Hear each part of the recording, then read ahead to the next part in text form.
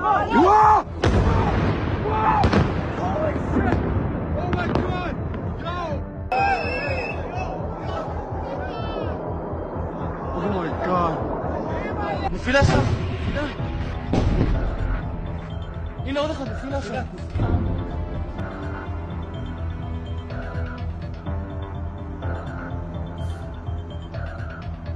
3 times, not once, not twice, 3 times. In less than 24 hours, Iranian missiles have torn through the skies over Tel Aviv. And right now, Oran, as you're watching this, a third wave of strikes is hitting one of the most densely defended cities on the planet. And the defense systems are not stopping them. Let me say that again so it lands the way it should. The Iron Dome, the Patriot batteries, 2 systems that together represent over $100 billion in American and Israeli defense investment, systems that have been held up for decades as the gold standard of modern air defense, are failing in real time, on camera, in front of the entire world. And the people who sold you those systems, who sold those systems to dozens of governments across the planet, have nothing to say right now except we are recalibrating. Recalibrating. That is the word they keep using. And I need you to understand what that word is actually covering up. Let's establish what we are actually watching tonight, because the scale of this is not being communicated clearly enough in the mainstream coverage. Wave 1 hit Tel Aviv. Emergency recalibration, battery positions adjusted, radar parameters updated, new interceptor stocks brought forward. Official channels expressed confidence that the defense architecture had absorbed the lessons and was better prepared. Wave 2 hit Tel Aviv. Same story. More adjustments, more confidence. More official assurances that the systems were adapting to the threat. Wave 3 is hitting Tel Aviv right now. So here is the question that nobody on television has the guts to ask directly. At what point does recalibration become a euphemism for we don't know how to stop this? Because 3 waves is not a glitch. 3 waves is not bad luck. 3 waves is a pattern. And that pattern is telling us something about the fundamental capability gap between what Iran has built and what America and Israel deployed to stop it.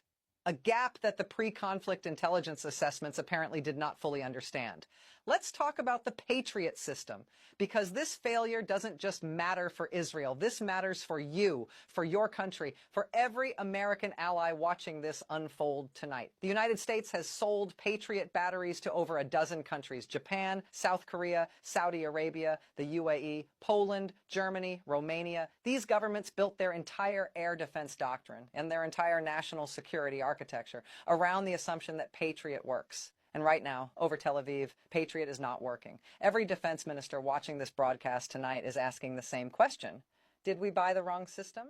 The PACI-3 interceptor, the most advanced Patriot variant currently in service, was specifically engineered to defeat ballistic missile threats, and its record against Houthi missile attacks in Saudi Arabia was used relentlessly by American defense contractors as a sales pitch. Look at the intercept rates, look at the performance data. Patriot works. But the Fatah missile is not the Houthi missile. And here is what nobody in the defense procurement world wants to say out loud. The Fatah was specifically designed to defeat Patriot. Iranian military engineers spent years, potentially decades, studying PAC-3 radar frequencies, intercept geometries, and response windows. And then they built a missile that exploits the gaps. This is not an accident. This is not Iran getting lucky 3 times in a row. This is what a peer-level adversary looks like when they have done their homework. Now let's talk about the Iron Dome failure, because this one is even more uncomfortable. And I want to be precise here, because Iron Dome defenders will immediately say it was never designed for this threat.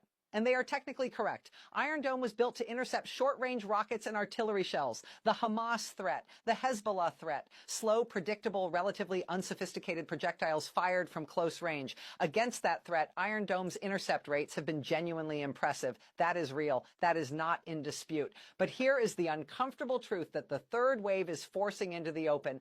Israel spent billions building a system that creates psychological immunity to the wrong threat.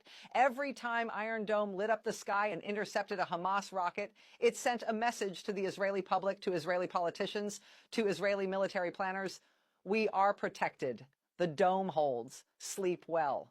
And that message, like that feeling of invulnerability, may have been one of the most strategically dangerous things that ever happened to Israeli national security, because it created a doctrinal overconfidence, a comfort with the idea that missiles fired at Israeli cities would be stopped, that the sky over Tel Aviv was sealed. The sky over Tel Aviv is not sealed tonight. And the question the Israeli public is now demanding an answer to is not tactical. It is existential.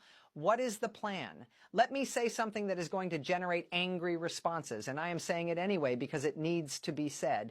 The theory of victory that launched this operation was built on two assumptions. First, that American and Israeli strikes could degrade Iranian military capability fast enough to prevent effective retaliation. Second, that even if Iran retaliated, the defense architecture was robust enough to protect Israeli population centers while the offensive campaign continued. Both of those assumptions are now visibly, publicly, undeniably wrong. And if those assumptions were wrong, if the intelligence that underpinned this operation was this far off on something as concrete and measurable as Iran's Fatah inventory and its ability to penetrate Patriot, then I want to know who signed off on those assessments. I want to know who looked at the intelligence, looked at Iranian missile stockpiles, looked at Fatah's documented capabilities, and then briefed Congress and the American public with the message that this operation was low risk, controlled, and weighted so overwhelmingly in America and Israel's favor that the downside scenarios were manageable. Because tonight, Tel Aviv is absorbing its third hypersonic bombardment, and manageable is not the word I would use. Oil, economics, and domestic politics, rapid fire. And while Tel Aviv burns, let's talk about what this means for you at home. Because this conflict doesn't stay over there. It never does. Oil is pushing toward $100 a barrel. The Strait of Hormuz situation is not resolved. Every extra dollar on a barrel of crude is a direct transfer from your wallet to the consequences of decisions made in briefing rooms you were never invited into. That is not abstract. That is your gas station. That is your heating bill. That is the price of everything that moves on a truck. And now, with American-supplied defense systems failing on live television for the third consecutive night, congressional hearings are coming. Opposition attacks are coming. Every American ally around the world is quietly calling their defense ministers and asking whether the systems and commitments they purchased from Washington are worth what they paid. That is a credibility crisis. And credibility crises have a cost that doesn't show up on a defense budget spreadsheet. It shows up in alliances that quietly drift, in procurement contracts that quietly redirect, in the slow, invisible erosion of the assumption that American military technology is simply better. So where does this go from here? There are three paths, and none of them are good. Let me be honest about that. Path one, dramatic escalation. Massively intensify strikes on Iranian territory. Try to locate and destroy whatever Fatah infrastructure is still operational. This is the path of maximum risk of Iranian counter-escalation, maximum risk of the conflict pulling in other actors, maximum risk of a miscalculation that nobody can walk back. Path two, a negotiated pause, back-channel communications, and there are several active ones according to sources, to establish a temporary halt while a longer-term framework is explored. The problem here is that both sides have made public commitments that make stepping back politically humiliating, which means any deal happens quietly, slowly, and probably after more damage is done. Path three, the option nobody is discussing publicly, but that the military math is starting to make unavoidable, acknowledging that the original objectives of this operation need to be fundamentally reassessed, not adjusted, reassessed. Because if Iran can sustain this level of retaliation indefinitely, then the theory of victory that authorized the first strikes is no longer operational. It has to be replaced with something else. And here's the honest, uncomfortable reality. Nobody in Washington or Tel Aviv has publicly said what that something else looks like. Here is what we know as of right now. 3 waves of Iranian missiles have struck Tel Aviv in under 24 hours. The Patriot system has failed to stop them. The Iron Dome, built for a different threat and overwhelmed by this one, has failed to stop them. Iran's Fatah inventory is demonstrably larger, more dispersed, and more capable than the pre-conflict assessment indicated. The theory of victory is under serious, visible, undeniable stress. The American public, the Israeli public, and every allied government that purchased American air defense technology deserves honest answers about what went wrong with the assessments that started this.